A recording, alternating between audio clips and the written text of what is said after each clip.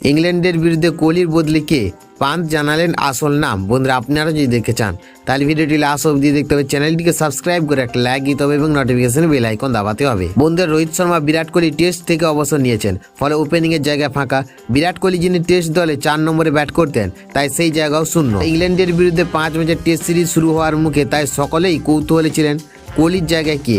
এ নিয়ে ধোঁয়াশা অনেকটাই কাটালেন ঋষভ পান্ত। ভারতীয় টেস্ট দলের সহ অধিনায়ক বুধবার লিডসে সাংবাদিকদের মুখোমুখি হয়েছিলেন। পান্ত সাফ জানিয়ে দিলেন কোহলির ফেলে যাওয়া 4 নম্বর জায়গায় ব্যাট করবেন শুভমন গিল, যিনি আগে 3 নম্বরে ব্যাট করেছেন।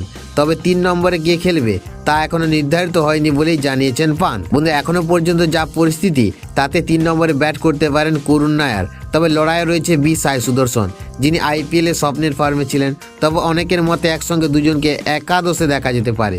পান্ত বলেছেন শুভমন 4 নম্বরে ব্যাট করবে, আমি 5 নম্বরে ব্যাট করব, যেটা আগে করতাম।